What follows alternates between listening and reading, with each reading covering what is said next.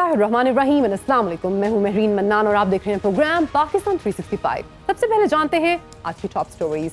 अमेरिकी सदर ट्रंप की जल्द आबनाए हुर्मुज़ को अमेरिकी इलाका करार देने की धमकी पर ईरान का दो टोक जवाब।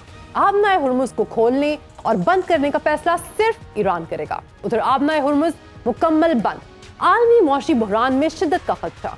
अक़वाम मुत्तहिदा का अफ़गान तालिबान की TTP को हमायत जारी रखने का बड़ा इंकशाफ। पाकिस्तान दुनिया का सबसे ज्यादा दहशतगर्दी से मुतासरा मुल्क करार।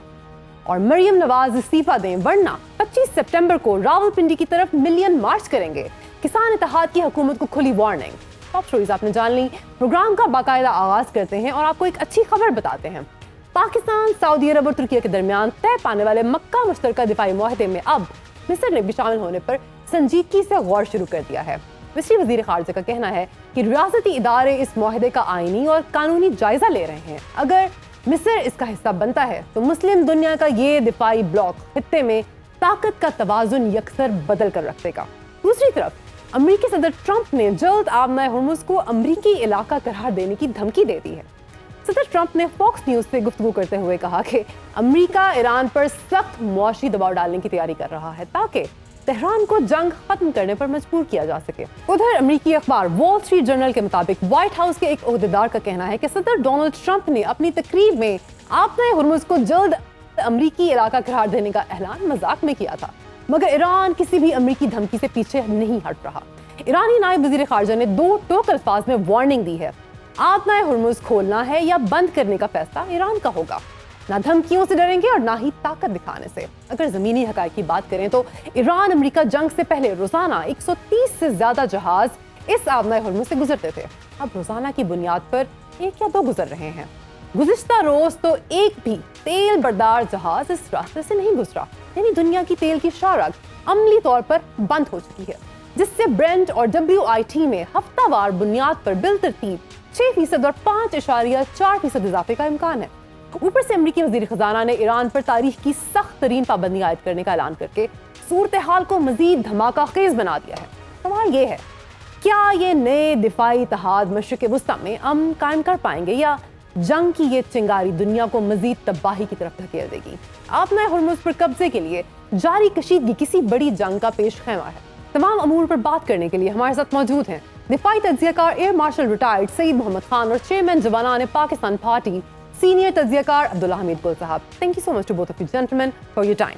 सईद साहब, एक तरफ तो ट्रंप कह रहा है कि आबनाए हुर्मुज़ को वो अमेरिका का हिस्सा बनाएगा और फिर दूसरी तरफ व्हाइट हाउस उसकी तरदीद करके उसको एक मजाक की बात बना देता है। साथ ही ईरान स्ट्रेटेजिक एक्शन प्लान की बात कर रहा है। The way things are at this moment, has the economic blockade truly reached the point of no return? बिस्मिल्लाहिर्रहमानिर्रहीम। महरीन साहिबा, थैंक यू वेरी मच कि आपने आज अपने प्रोग्राम में इनवाइट किया, और अब्दुल्ला गुल साहब को भी अस्सलाम वालेकुम।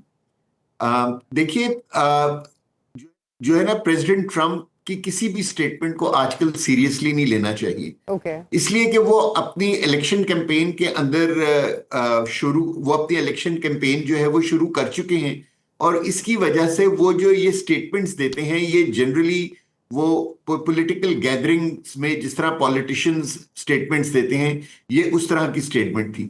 जब उन्होंने ये कहा कि जी के स्ट्रेट ऑफ हॉर्मुज़ को हम अमेरिका में शामिल कर लेंगे, तो उस वक्त भी पूरी दुनिया जो थी वो ज़ेरे लब मुस्कराई, क्योंकि आप सिर्फ वही चीज अपने अंदर शामिल कर सकते हैं जो आपके पास हो। और ये जो पूरी जंग है जो इस वक्त हो रही है, और जो मीडिएटर्स के लिए जो सबसे बड़ा मसला है वो यही तो है महरीन साहिबा, के किसी तरह स्ट्रेट ऑफ हॉर्मुज़ खुल जाए। अगर स्ट्रेट ऑफ हॉर्मुज़ अमेरिका के पास होती तो अमेरिका को ये सारी जो सुबकी हासिल हो रही है इस वक्त as being the sole super power of the world, तो वो ना उठानी पड़ती। मेरे ख्याल में ये बिल्कुल मेरे ख्याल उन्होंने अपनी शर्मिंदगी को मिटाने के लिए बाद में अमेरिकन एस्टेब्लिशमेंट ने ये कहा कि ये तो एक मजाक की बात हो रही थी, क्योंकि उनको पता था कि इसके बाद दुनिया ने पूछना था कि अगर स्ट्रेट ऑफ हॉर्मुज़ आप ही के कंट्रोल में है तो आप उसको खोल क्यों नहीं रही। ट्रू। अब्दुल्ला साहब, कुवैत में ये है कि अब स्लोली एंड ग्रेजुअली अमेरिका को ये एहसास होता जा रहा है कि वो इस इलाके के अंदर वो इन्फ्लुएंस या वो इफेक्ट्स हासिल नहीं कर सकता कि जो कि दुनिया उससे एक्सपेक्ट कर रही थी, और इसीलिए उसने ब्लॉकेड रखा हुआ है। اور جو بلاکیڈ ہے وہ اس کو بہت زیادہ کاسٹ کر رہا ہے, something like $100 million a day.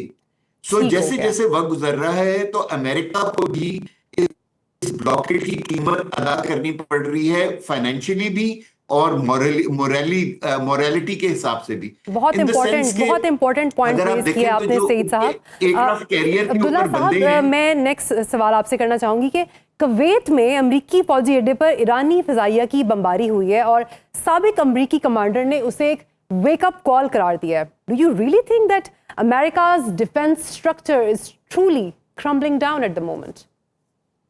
بسم اللہ الرحمن الرحیم. بہت بہت شکریہ فار دا انوائٹ, اور سعید صاحب کو, ناظرین کو السلام علیکم. دیکھیے, جو اس ٹائم پہ ایران نے ایئر اسٹرائک کی ہے یہ ایک بڑی اہم بات ہے. اس کے اندر 3 ان کے پائلٹس کی گرفتاری کی بھی بات کی گئی ہے. جنگ ہوتی ہے, ہوتا رہتا ہے اس قسم کے بعد. اصل بات یہ ہے کہ ان کا جب سے ڈیفنس سسٹم ویک ہوا اور ان کا ولنریبل ہوا, ان کا جتنے بھی ڈیفنس میکنزمز تھے, اور یہی وہ بات بتا رہے تھے کہ جو ہمارے پاس اب صرف ہم ان چیزوں کو دفاع کر سکتے ہیں, جیسے جب ان کے جو سولجرز کی بیرکس ہیں ان کے اوپر حملہ کرنا, پھر سولجرز کو ہٹا کے وہ لے کے چلے گئے آپ کو پتہ ہے ہوٹلز کے اندر, وہاں ہوٹلز کے اوپر انہوں نے حملہ کرنا شروع کر دیا. پھر انہوں نے کہا کہ جو ہمارے جیسے اسٹریٹجک ایسٹس ہیں جو کہ بہت ہی امپورٹنٹ ہیں, ان چیزوں کو پروٹیکٹ کرنا ہے. باقی اگر اب بیس کے اوپر حملہ ہوتا ہے, کسی اور انسٹالیشن کے اوپر ہوتا ہے, ریڈارز کے اوپر ہوتا ہے, وی ڈیم کیئر. اور ان کے ملٹیپل ریڈار سسٹمز جو ہیں وہ خراب ہو چکے ہیں, اور ساتھ ہی ساتھ ان کا جو جتنا بھی اسلحہ ہے وہ ڈپلیٹ ہو گیا ہے. یہی وجہ ہے کہ آج ان کو اندر سے بھی کرٹیسزم کا سامنا ہے اور باہر سے بھی. جو نیا ان کا ڈیفنس سسٹم ہے اس کو بنتے بنتے 2030 میں بنے گا, اور 2030 میں جب وہ بنے گا تو نیچرلی ڈونلڈ ٹرمپ صاحب نہ آفس میں ہوں گے, اور دیکھیں ابھی عمر بھی ان کی زیادہ ہے. بہرحال لیکن اس عمر میں یہ اس مرتبے پہ یہ جو اٹکیلیاں ہیں ان کو سوٹ نہیں کرتی.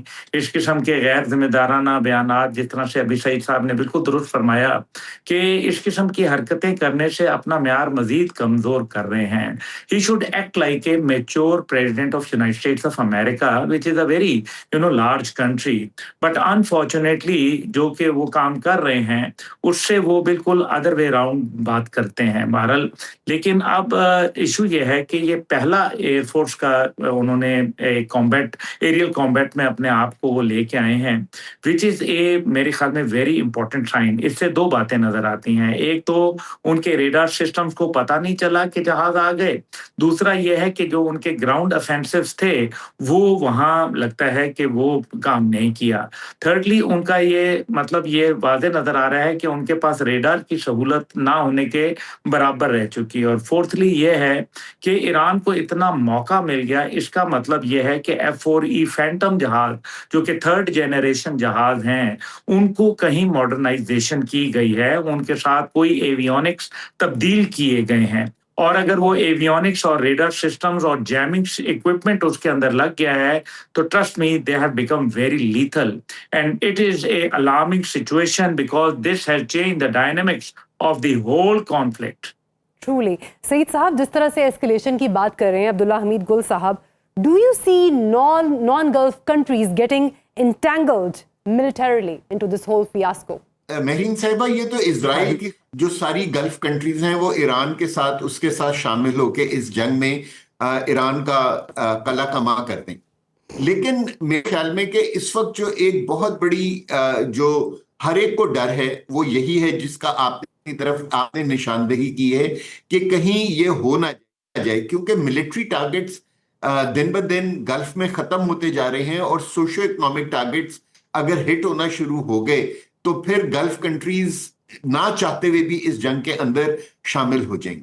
ابھی تک گلف کنٹریز نے بہت میچورٹی کا اظہار کیا ہے, اور انہوں نے اپنے آپ کو اس کانفلکٹ میں ایک طریقے سے نا الگ رکھا ہے, اور اس کا بیسکلی مقصد یہ تھا کہ ایران نے کوئی ایسا ٹارگٹ ہٹ نہیں کیا کہ جو گلف کنٹریز کی ملکیت میں ہو. انہوں نے صرف وہ ٹارگٹس ہٹ کیے کہ جو یا تو امریکن بیسز تھے یا امریکن انٹرسٹ اس ٹارگٹ کے ساتھ منسلک تھے.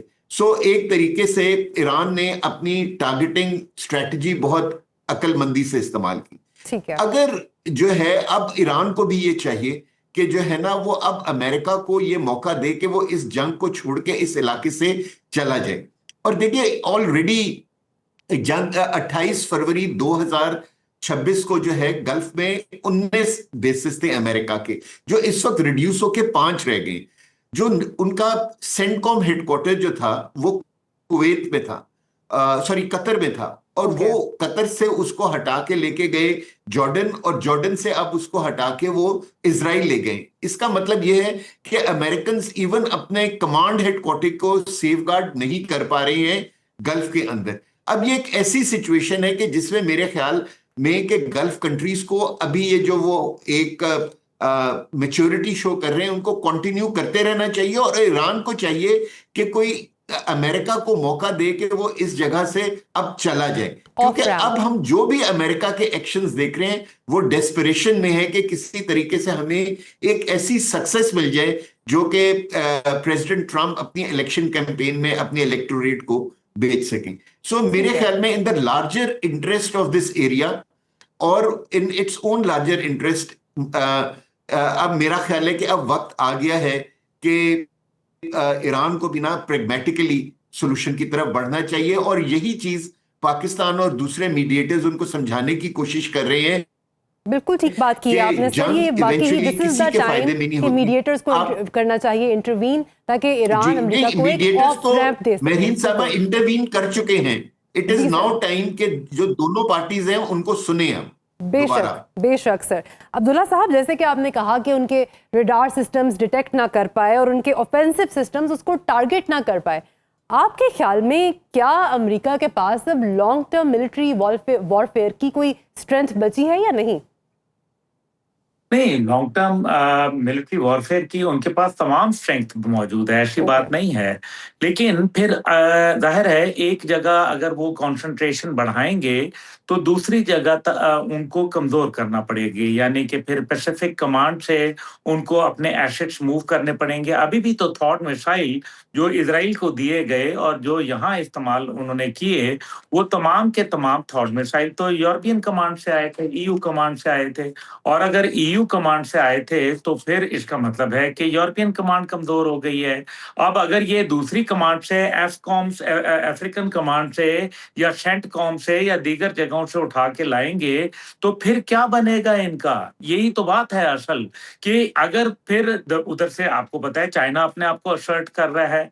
अभी जब चाइना के दौरे पे गए थे तो 5 दफा सहाफी ने सवाल पूछा डोनाल्ड ट्रंप से कि जनाब वो ताइवान के मामले का क्या बना, तो उसके ऊपर डोनाल्ड ट्रंप साहब को तो चुप का रोजा लग गया, उन्होंने कोई जवाब नहीं दिया। बिकॉज इसका मतलब यह है कि America is a struggling super power और वो डिक्लाइन के ऊपर जा रहे हैं, और वो डिक्लाइन स्ट्रेटेजिकली भी है, मिलिटरीली भी है, टेक्नोलॉजिकली भी है, क्योंकि उनकी टेक्नोलॉजी कॉम्प्रोमाइज हो गई है। उनकी जो एरियल कॉम्बैट सिस्टम है वो कॉम्प्रोमाइज हुआ, जो उनका जो नेवी थी वो कॉम्प्रोमाइज हो गई। अभी जो नई रिपोर्ट आई है अब्राहम लिंकन के ऊपर, उसमें उन्होंने चंद चीजें बहुत इंपॉर्टेंटली बताई हैं। पहली बात उन्होंने ये कहा कि इट्स बीन 250 डेज जब से उसने सेल किया, तो हालांकि 200 दिन से ज्यादा वो रहा नहीं जाता, यानी कि तकरीबन 8 माह उसको पानी में हो चुके हैं, उसकी वजह से खुदकुशियां की जा रही हैं। अब इसमें 2 इंटरेस्टिंग बातें बड़ी हैं। एक तो यह है कि उसके ऊपर खाने की कमी हो गई है,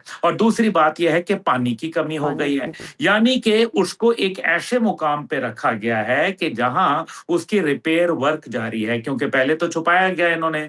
और क्योंकि खाना तो पहुंचाना कोई मुश्किल काम तो है नहीं, वो तो आप जहाजों से भी पहुंचा सकते हैं, क्योंकि वो एक एयरक्राफ्ट कैरियर है, यानी कि उसका टारमैक जो ऊपर है वो खराब हो चुका है, डिस्ट्रॉय हो चुका है, जिसकी वजह से जहाज लैंड नहीं कर रहे। अच्छा, दूसरा मतलब यह है कि उसके साथ जो सपोर्टिंग शिप्स हैं, जो कि कार्गो शिप्स होते हैं, जो उसको लेके आते हैं सामान रसद, वो उसके इसलिए करीब नहीं जा रहे क्योंकि अमेरिकन अपनी हजीमत छुपाना चाहते हैं। जितना कॉन्टैक्ट उसके साथ होगा, दुनिया को पता चल जाएगा कि Abraham Lincoln had been compromised, और ये उनके लिए अमेरिका की मौत से कम वाकई नहीं होगा। 5,000 लोगों का खाना इस टाइम पे प्रॉब्लम है। और डिसैलिनेशन, यानी कि उसका प्लांट अफेक्ट हो गया है, जिसकी वजह से डिसैलिनेटेड वाटर भी नहीं अवेलेबल। बेशक sir, this is truly a very dire state of events. Saeed साहब, बात करते हैं मक्का डिफेंस एग्रीमेंट की. Do you think this will be a reliable alternative to American security umbrella in this region? मेरे ख्याल में कि अभी तो इसको अमेरिकन सिक्योरिटी अम्ब्रेला की रिप्लेसमेंट के तौर पे देखना आई थिंक एक विजुअल थिंकिंग होगी. क्योंकि देखिए, अगर आप wordings of the Mecca agreement पढ़ें, पहले तो ये एक एग्रीमेंट है, अलायंस नहीं है. इन दोनों अल्फाज की वजह से जो है ना, पैक्ट के डिफरेंस को हमें समझना होगा. 1. नंबर 2 जो है कि ये बेसिकली एक रीजनल स्टेबिलिटी के लिए एक डिफेंसिव कलेक्टिव सिक्योरिटी मैकेनिज्म को अमल में लाने के लिए ये पैक्ट किया गया है. जिसका मतलब ये है कि ये जो है ना, इसके अंदर कोई ऑफेंसिव चीज नहीं है कि हम इसको किसी के खिलाफ इस्तेमाल करना चाहते हैं इस एग्रीमेंट को, बल्कि बेसिकली जो इस इलाके के अंदर इंस्टेबिलिटी क्रिएट करने की कोशिश करते हैं जो अफराद उन या जो कंट्रीज, उनको डेटर करने के लिए हम कोशिश करते हैं कि इस तरह का एक एग्रीमेंट करें. और ये जो ट्राइलेटरल एग्रीमेंट है, इसका जरूर ये मकसद है. लेकिन आपने पिछले 10 दिनों में महरीन साहिबा देखा होगा कि एटलीस्ट 2 मुस्लिम कंट्रीज ने अभी से इंटरेस्ट शो कर दिया है इसके अंदर शामिल होने में. और जिस तरह हमने देखा कि ईरान ने क्या कहते हैं, पाकिस्तान सऊदिया का जो SMDA था, जो हमने उनके साथ स्ट्रेटेजिक एग्रीमेंट किया था, उसको बहुत अप्रिशिएट किया था. तो मैं ये समझता हूं कि सूनर और लेटर, 1-2 साल के अंदर हम ये भी देखेंगे कि अगर दूसरी मुस्लिम कंट्रीज इस ट्राइलेटरल एग्रीमेंट के अंदर शामिल हो गई, तो हम ये देखेंगे कि शायद ईरान भी इस एग्रीमेंट का एक हिस्सा बन जाए. और वो ये जो सारी चीजें हैं बाय डिजाइन नहीं होंगी, बल्कि बाय डिफॉल्ट होंगी. इसका मतलब ये हुआ कि जो इस इलाके के मुमालिक हैं, वो अमेरिका के साथ अपने ताल्लुकात को खत्म तो नहीं करेंगे, लेकिन वो एक ऑल्टरनेट डिफेंस मैकेनिज्म या एक ऑल्टरनेट डिफेंस स्ट्रक्चर की तरफ जरूर देखेंगे.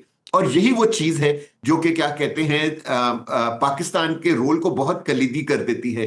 क्योंकि पाकिस्तान ही इस ट्राइलेटरल एग्रीमेंट में एक वो वाहिद मुल्क है जो इस वक्त या अगले 2-3 साल के तक यानी कि एक बहुत ट्रेंड मिलिट्री जो है वो भी इस एग्रीमेंट को दे सकता है, एक न्यूक्लियर कवर भी दे सकता है. और जो दूसरी कंट्रीज खासतौर पे जो देखेंगी कि वो अपनी एयरफोर्सेस, नेवी और आर्मी को एक अच्छी ट्रेनिंग दें, तो वो भी पाकिस्तान उनको प्रोवाइड कर सकते हैं. सो पाकिस्तान चाहे या ना चाहे, लेकिन स्लोली एंड ग्रेजुअली आप देखेंगे कि पाकिस्तान इस ट्राइलेटरल एग्रीमेंट के जरिए गल्फ में, साउथ एशिया में, जी सर, वेस्ट एशिया में और मीना में, यानी कि मिडिल ईस्ट को में भी आप देखेंगे कि पाकिस्तान का जो दिफाई किरदार है वो और ज्यादा स्ट्रॉन्ग. बड़ी आपने सर इंपॉर्टेंट एंड होपफुल बात की है. अब्दुल्ला साहब, जैसे कि सईद साहब ने कहा कि दूसरे ममालिक भी इसमें शामिल होना चाह रहे हैं.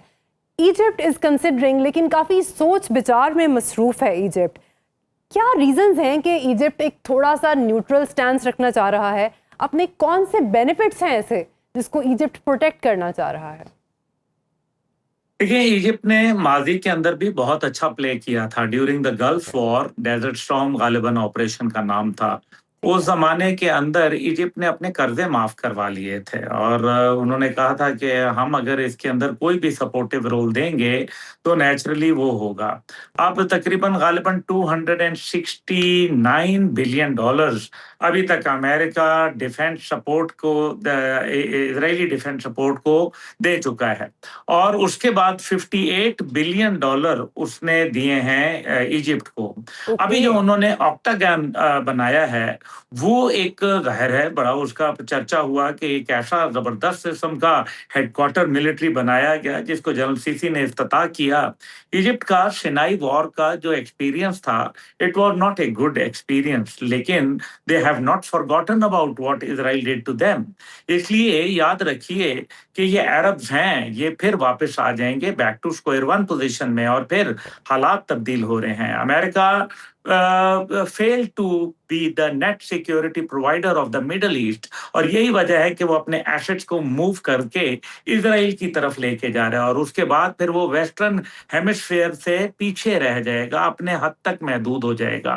तो ठीक वो है। इस खित्ते में फिर उसका रोल आहिस्ता आहिस्ता का डिक्लाइन के ऊपर आ जाएगा। इस दौरान में इजिप्ट जो है वो तेल देख रहा है, तेल की धार देख रहा है, वो ये देख रहा है कि अब हालात किस तरफ जाएंगे, और फिर वो बड़ा जिसको कहते हैं ना आराम से ठंडी करके खाना चाहते हैं, वो चाहते ठीक हैं है। कि सब में हमें क्या मिले। इजिप्ट अपने एक बेनिफिट्स बहुत बड़ी पहले आर्मी है, बेशक सर। पाकिस्तान क्योंकि ठीक गुल न्यूक्लियर साहब, thank you so much to both of you gentleman and viewers. It's time for a short break, लेकिन हमारे साथ रहिएगा। ब्रेक के बाद हम बात करेंगे यूनाइटेड नेशंस की उस रिपोर्ट की जिसने पूरी दुनिया में तहलका मचा दिया है। Stay tuned.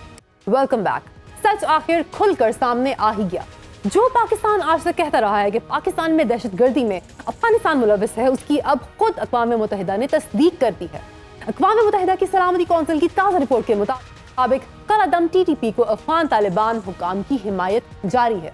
नतीजतन पाकिस्तान पर हमलों में मुसलसल इजाफा हो रहा है। ये रिपोर्ट कोई मामूली दस्तावेज नहीं, इसे अक़वाम मुत्तहिदा की मॉनिटरिंग टीम ने तैयार किया है। और दिलचस्प बात, ये रिपोर्ट ऐन उस वक्त सामने आई जब आज काबुल पर तालिबान कब्जे के 5 साल मुकम्मल हो गए हैं। सोचें, 5 साल में तालिबान ने दुनिया को दहशतगर्दी के अलावा क्या दिया है। रिपोर्ट में यह भी वाज़ेह किया गया, तालिबान अवामी सतह पर तो दहशतगर्दों को पनाह देने से इनकार करते हैं, मगर जमीनी हकीकत इसके बिल्कुल बरक्स है। यही दोगलापन है जो खित्ते को गैर मुस्तहकम कर रहा है, और इदाद शुमार भी गवाह हैं। ग्लोबल टेररिज्म इंडेक्स के मुताबिक पाकिस्तान पहली बार दुनिया का सबसे ज्यादा दहशतगर्दी से मुतासरा मुल्क बन चुका है। सिर्फ 2025 में 1100 से ज्यादा अमवात, मुसलसल छठा साल है कि पाकिस्तान में दहशतगर्दी का सिलसिला बढ़ता ही जा रहा है। तालिबान हुकूमत के वजीर खारजा अमीर खान मुत्तकी का बयान है कि अफगानिस्तान ने पाकिस्तान के लिए कभी कोई मसला पैदा नहीं किया, लेकिन खुद उनके वजीर दिफा की बात से ये बात मुतसादिम है, जो पॉलिसी पर नजरसानी की धमकी दे चुके हैं। सवाल ये है, अगर अफगान सरजमीन वाकई महफूज है तो टीटीपी वहां से पाकिस्तान में दहशतगर्दी कैसे कर रही है? जब अक़वाम मुत्तहिदा खुद तस्दीक कर चुकी, तो अब अफगानिस्तान क्या सफाई देगा? और क्या आलमी बरादरी इस सबूत के बाद भी खामोश तमाशाई बनी रहेगी?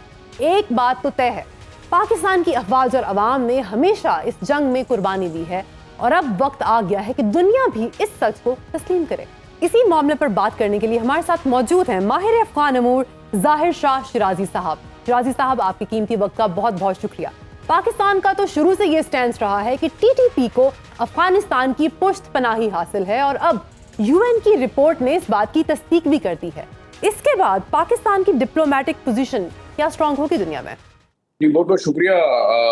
मेरा ख्याल ये है कि पाकिस्तान की डिप्लोमेटिक पोजीशन तो पहले से ही बड़ी स्ट्रांग है, और उसका वाज़ेह सबूत ना सिर्फ ये यूएन की रिपोर्ट है, बल्कि इससे पहले आप देखें United nation security council general assembly की भी एक रिपोर्ट थी, रशियन इंटेलिजेंस जो इदारा है एफएसबी, उसकी एक रिपोर्ट है, ऑस्ट्रियन एक इंटेलिजेंस नेटवर्क है, उसकी रिपोर्ट मौजूद है।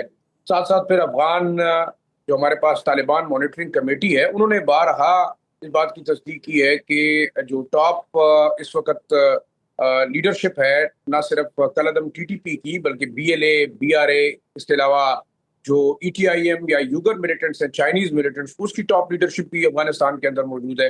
इसमें हमें एक चीज़ बड़ा अभी तो वाज़ेह तौर से इस पे समझना चाहिए, और हमारे पॉलिसी मेकर्स को भी, कि अब ये सवाल बिल्कुल नहीं है कि आया अफगान तालिबान इन दहशतगर्दों के खिलाफ एक्शन लेना नहीं चाहते, या उनकी विल नहीं है, या वो ले नहीं सकती। ये तमाम बातें ख़त्म हो गई। अब तो एक वाज़ेह सबूत है कि अफगान तालिबान रजीम इस वक्त इन तमाम दहशतगर्द ग्रुपों को एज आ स्टेट पॉलिसी प्रोटेक्ट भी कर रही है, शेल्टर भी कर रही है, उनको फाइनेंस भी कर रही है, और उनके साथ साथ उनको हर किस्म की इमदाद भी फराहम कर रही है। और उसका मेन एजेंडा ये है, ये जो इन्होंने एक सो कॉल्ड इस्लामिक रजीम बनाई है अफगानिस्तान के अंदर, इसको एक्सपेंड किया जाए पाकिस्तान के कबायली इलाकों में भी, चाइना के अंदर भी, रशिया के अंदर भी, सेंट्रल एशियन रिपब्लिक के अंदर भी। तो ये एक आप समझ लें कि इंटरनेशनल ग्लोबल एजेंडा है to expand this form of extremist tendencies to the rest of the region. यानी इनके भी ग्रेटर इजराइल टाइप के प्लान्स हैं आपके ख्याल में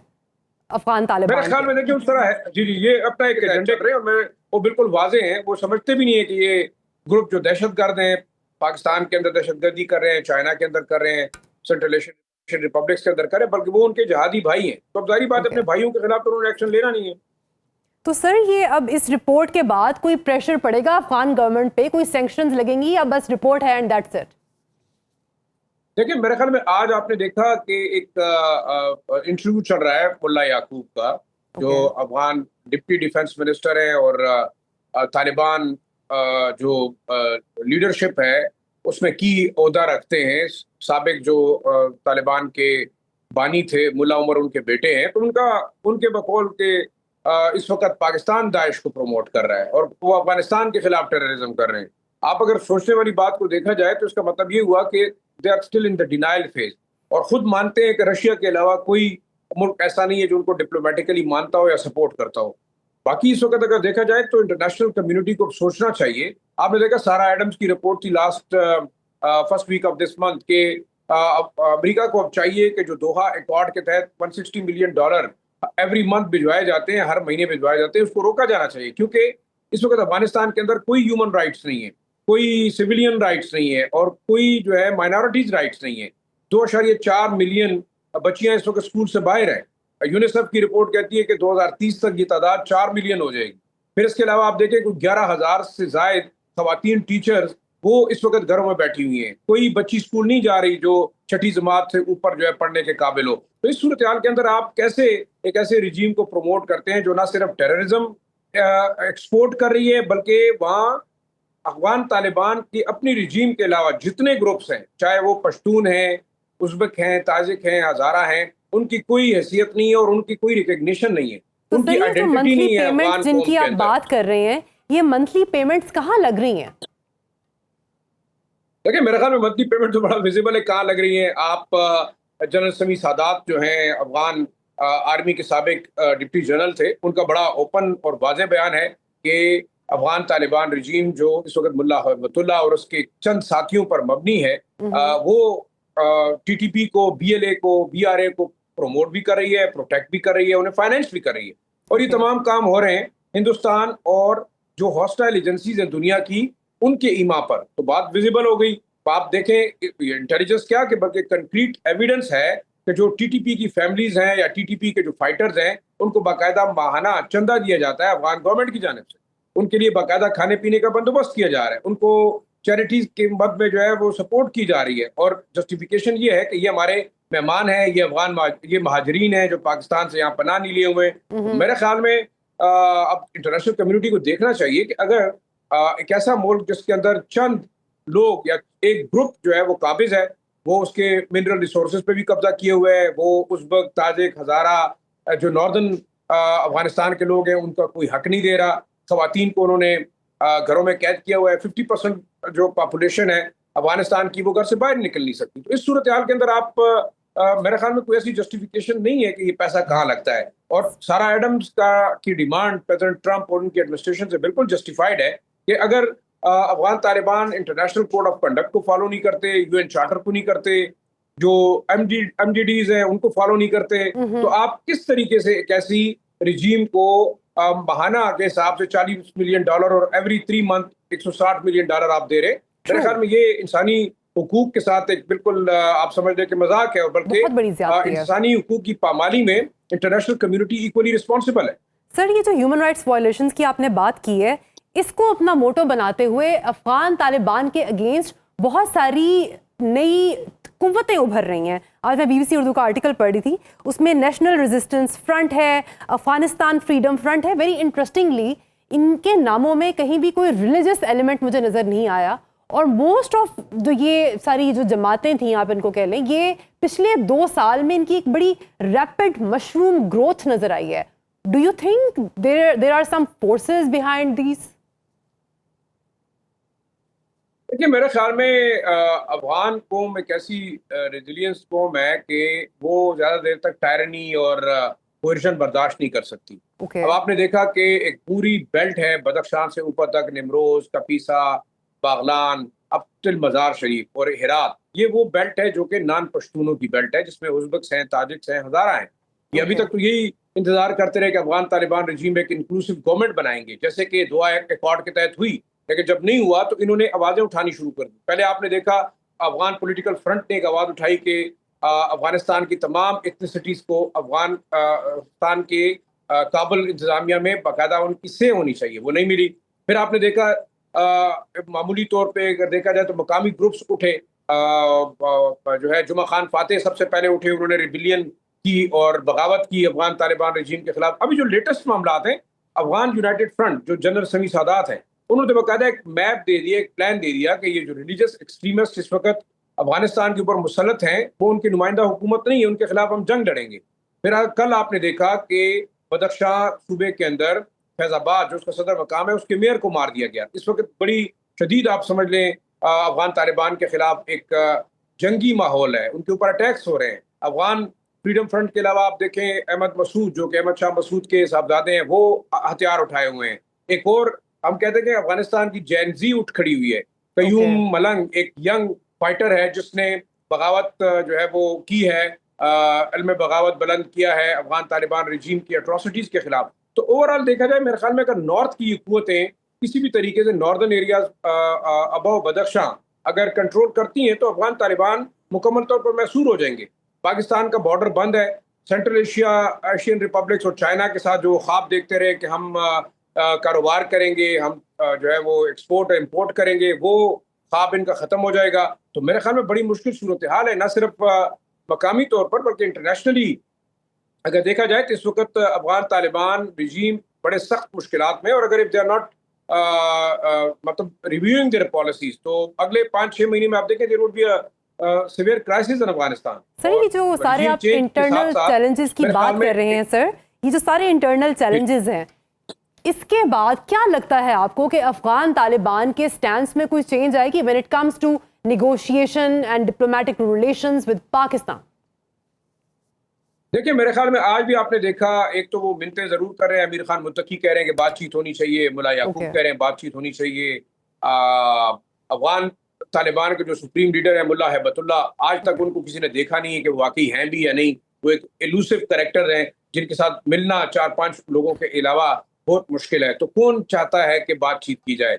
इस वक्त मेरे ख्याल में सबसे ज़्यादा चाइना को इंटरेस्ट है कि उसकी इन्वेस्टमेंट है बिलियंस ऑफ डॉलर्स की, वो चाहता है कि अफगानिस्तान पाकिस्तान के बॉर्डर पे अमन आए। हमने उरमची पीस टॉक्स के बारे में सुना था, अब उरमची 2.0 की बात की जा रही है कि दोबारा पाकिस्तान को अफगानिस्तान दोनों आपस में बैठ कर मामला को हल करें। लेकिन सवाल यही है क्या दरअंदाजी बंद होगी, दहशतगर्दी बंद होगी? बेशक अफगानिस्तान बातचीत के लिए तैयार है, लेकिन वो चाहता है कारोबार करें, आप बॉर्डर खोलें, हमारे लोग आए जाएं, हाँ हम जरूर दहशतगर्दी करते रहेंगे। जो हमारी रेड लाइन है वो ये है कि आप अगर अफगानिस्तान की सरजमीन को रा और मुसाद जैसे नेटवर्क के लिए एज अ लॉन्चिंग पैड इस्तेमाल करने के लिए आपने इजाजत दी है, तो आई थिंक पाकिस्तान पर किस तरीके से बात करेगा? अब आप देखें जो इंडियन ड्रोन्स थे वो पिछले तकरीबन 2 हफ्ते के दौरान 8-9 जगह पे उन्होंने पाकिस्तान के खिलाफ स्ट्राइक्स की, और इस वक्त ये भी इंटेलिजेंस इंटरसेप्ट बता रहे हैं कि जो इंडियन इंजीनियर्स हैं, बल्कि डिप्लोमेट की रिपोर्ट है, फाइनेंशियल टाइम की रिपोर्ट है कि जो इंडियन एरो इंजीनियर्स हैं दे आर इन काबुल, और वो बाकायदा क्वाडकॉप्टर्स को कन्वर्ट कर रहे हैं इन लीथल ड्रोन्स। तो जो दहशतगर्दी सुसाइड बॉम्बर्स के थ्रू होती थी वो अब ड्रोन्स के थ्रू हो रही है। और आज भी अगर आप देखें धीर में इतना बहुत बड़ा मुकाबला हुआ, मकामी आबादी उठ खड़ी हुई, 20-25 जो पुलिस वाले थे उनको हॉस्टेज बनाया था, and it is just at 0 point with the Afghan border. पुनर से ये इंट्रूजन हुई है। इसी तरह आप देखें नॉर्थ और साउथ वजीरिस्तान के अंदर दरअंदाजियां हो रही हैं। तो इस सूरत हाल के अंदर मेरे ख्याल में मैं ये समझता हूँ कि बातचीत बिल्कुल डिप्लोमेटिकली होनी चाहिए, लेकिन अपार्ट फ्रॉम दैट काइनेटिक जो पाकिस्तान ऑपरेशन कर रहा है वो भी होना चाहिए, और साथ साथ इंटरनेशनल कम्युनिटी बशमूल हमारे जो इस्लामी ममालिक हैं, कतर है, सऊदी अरब है, तुर्की है, Russia, China, Iran, central Asian republics, उन्हें अब बड़ा क्लियरली अफगान तालिबान रजीम को कन्वे करना चाहिए कि अगर आप एक मोहज़िब पड़ोसी के तौर पर, एक पुरअमन पड़ोसी के तौर पर रहना चाहते हैं तो हम सब आपको सपोर्ट करेंगे, वरना दूसरी सूरत में मेरे ख्याल में रीजनल सोल्यूशन की तरफ जाना चाहिए, और इन तमाम पड़ोसी ममालिक को मिल के शायद एक डिसाइसिव फैसला करना होगा कि अगर अफगानिस्तान के अंदर अफगान तालिबान नहीं चाहते कि हम आए। सर ये जो सारी नए ग्रुप्स बने हैं, पाकिस्तान को इस बारे में कुछ कंसर्न होना चाहिए? ये national resistance front end Afghanistan freedom front वगैरह, Should Pakistan take any measures to reinforce its border management and security? देखिए, पाकिस्तान को शायद पहले इनके साथ भी बड़ा तल्ख तजुर्बा हो चुका है, और ये अफगानिस्तान के लोग बहैसियत ओवरऑल मेरे ख्याल में they are not thankful to Pakistan, चाहे वो करजई की शक्ल में थे, चाहे वो अशरफ गनी की शक्ल में थे, चाहे वो मौजूदा सो कॉल्ड हमारे दोस्त तालिबान की शक्ल में, they are always at dagger drawns against Pakistan. जब ये लड़ते हैं तो फिर हमारे पासपोर्टों पे लड़ते हैं, हमारे सरजमीन इस्तेमाल करते हैं, लेकिन जब वो उस साइट पे जाके इनको इक़्तिदार हासिल होता है तो फिर उन्हें ड्यूरेंट लाइन याद आती है, फिर उन्हें पाकिस्तान दुश्मन नज़र आता है, फिर उन्हें जो है वो आज आप देखें, आप मुख्तलिफ जो वेबसाइट्स हैं वहाँ पे पोस्ट की जा रही हैं कि आज 15 अगस्त जो है वो ब्लैक डे है, क्योंकि पाकिस्तान ने अफगान तालिबान को मुसल्लत किया था अफगानिस्तान में। पाकिस्तान को जरूर मदद लेनी चाहिए। Sir, indeed. शिराजी साहब, बहुत शुक्रिया for a very comprehensive and thorough analysis. And viewers, वक्त हुआ चाहता है एक छोटी सी ब्रेक का, हमारे साथ रहिएगा। ब्रेक के बाद हम बात करेंगे किसानों की मिलियन मार्च की, जो कि वो पंजाब हुकूमत के अगेंस्ट कर रहे हैं। Welcome back. पाकिस्तान किसान इत्तेहाद ने वज़ीर आला पंजाब मरियम नवाज से फौरी इस्तीफे का मुतालबा कर दिया है। किसान इत्तेहाद ने साफ अल्फाज में खबरदार किया है कि अगर मुतालबा ना माना गया तो 25 सितंबर से रावलपिंडी की तरफ मुल्क गीर मिलियन मार्च शुरू हो जाएगी। किसान इत्तेहाद के सदर मियां उमर मसूद और चेयरमैन खालिद हुसैन बाट ने प्रेस कॉन्फ्रेंस में कहा कि अगर मौजूदा वज़ीर आला मजीद 2.5 साल कुर्सी पर रहीं तो किसान बरादरी मुकम्मल तबाही से दो चार हो जाएगी। वजह क्या है? सूबाई हुकूमत पर इल्जाम है कि किसानों से गंदम नहीं खरीदी, नतीजा किसानों को 2200 अरब रुपए का नुकसान। और सितम ये कि ऐन फसल कटाई के वक्त 3.5 लाख टन गंदम बाहर से मंगवा ली गई। नुकसान सिर्फ गंदम तक महदूद नहीं, आलू के किसानों को फी एकड़ 2,50,000 रुपए का खसारा हुआ। कपास की फी एकड़ पैदावार 60 मन से गिरकर सिर्फ 12 मन रह गई। सोचें ये कितनी बड़ी कमी है। और फसलों की लागत है कि आसमान से बातें कर रही है। किसान इत्तेहाद रहनुमा खालिद बाट ने सरकारी तर्जुमानों पर भी कड़ी तनकीद की और ये सवाल उठाया, गरीब किसान के घर पुलिस छापा मारती है तो बड़ी सनतों के खिलाफ कार्रवाई की हिम्मत क्यों नहीं है? किसान रहनुमाओं ने आखिर में एक वार्निंग भी दी। उनका कहना है कि देही वोटर ये सब कभी नहीं भूलेगा। क्या हुकूमत वक्त पर होश में आएगी या 25 सितंबर को सड़कें भरेंगी? इसी मामले पर बात करने के लिए हमारे साथ मौजूद हैं चेयरमैन किसान इत्तेहाद खालिद हुसैन बाट साहब। हुसैन साहब, आपकी कीमती वक्त का बहुत शुक्रिया। किसान आखिर हुकूमत से क्या चाहता है कि वज़ीर आला पंजाब मरियम नवाज के इस्तीफे की डिमांड तक बात पहुंच गई है, और ये सिर्फ प्रेशर टैक्टिक्स हैं या वाकईतन किसान सड़कों पर निकलेंगे? जी, बहुत शुक्रिया, खासकर सुनो, और आपका शुक्रिया इस मुश्किल वक्त में आप किसानों की आवाज बुलंद करने में हमारी सपोर्ट कर रहे हैं। सबसे पहले तो जैसे आपने फरमाया कि आप मरियम नवाज का इस्तीफा क्यों मांग रहे हैं और क्या आप धरना देंगे भी या नहीं देंगे। अल्लाह के हुक्म से 2022 में हम सेंटोरस वाले पुल के नीचे 10 दिन हजारों किसान बैठे रहे थे और 10 दिन धरने पे बैठे रहे थे, और इंशाल्लाह अब उस वक्त तो फिर भी किसान खुशहाल था। अब तो किसान जो है माशी तौर पे उसका कत्ल हो चुका है। इतने माशी तौर पे उसके हालात खराब हैं कि 3 साल से उसकी गंदम का रेट नहीं मिला, उसका कॉटन क्लाइमेट चेंज की वजह से तबाह हो गई। उसकी मकई जो 3 साल पहले 3500 की थी, इस साल 2200 की बिक रही है। जो आलू उसका 4 साल पहले 10 रुपए का था, आज 2 रुपए का बिक रहा है। तो हम मरियम नवाज से इस्तीफा ना मांगे तो और किस से मांगे? क्योंकि 3 साल की मरियम नवाज की नाकस पॉलिसियों की वजह से किसान का बेड़ा गर्क हो गया है। तो हम कोई सियासत नहीं कर रहे, हम ये नहीं कह रहे कि नून लीग की हुकूमत गिरा दी जाए।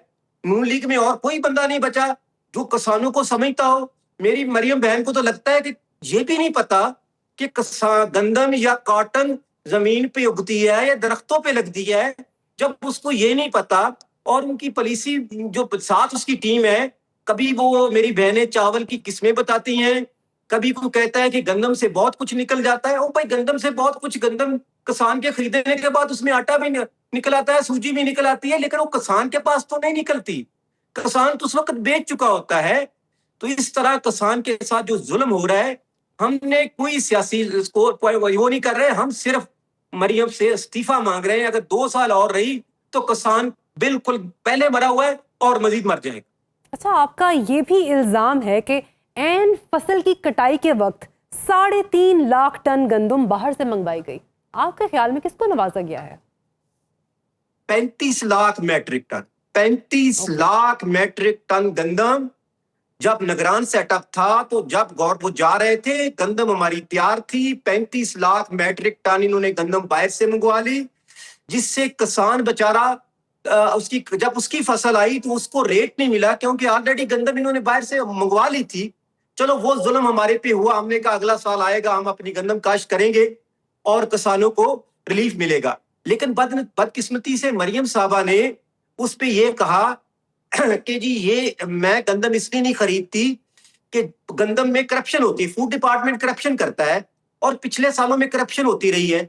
हम किसान हैरान थे कि पिछले सालों में तो सीएम शहबाज शरीफ, नवाज शरीफ, हमजा शरीफ, सबसे ज्यादा अरसा पंजाब में तो नून लीग की हुकूमत थी, तो फिर करप्शन किसने कर ली?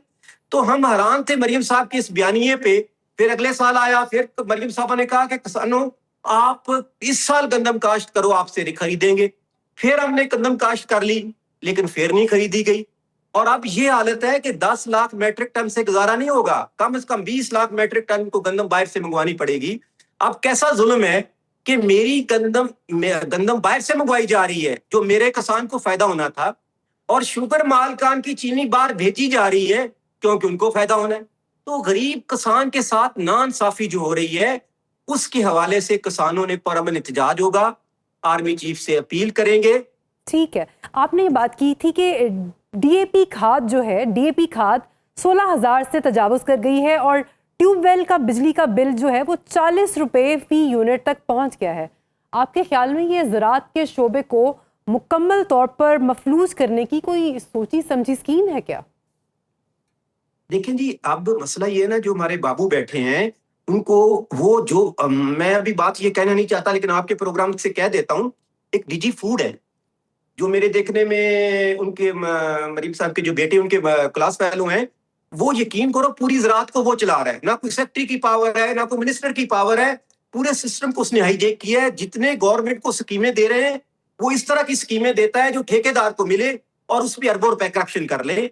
मैं हैरान हूं कि हमारी 4 साल पहले डीएपी 5,000 की थी, आज डीएपी 18,000 की होगी, और हम गरीब किसान आड़ती से लेते हैं। 30% जब वो लगाता है तो वो 21,000 की डीएपी होगी। जो 4 साल पहले यूरिया 1200 की थी, आज मुझे 5,000 की यूरिया मिल रही है, और जब सीजन होता है तो ब्लैक हो जाती है। तो मैं हैरान हूं कि सब चीजें, डीएपी महंगी होगी, डीजल 100 रुपए महंगा हो गया, यूनिट जो हम 13 से पहले 5 रुपए था, फिर 13 रुपए था, और अब हम 70 से 80 रुपए का यूनिट खरीद रहे हैं। और दूसरा जो हमारे साथ जुल्म हुआ है वो कुदरती निजाम है कि क्लाइमेट चेंज हो गया है।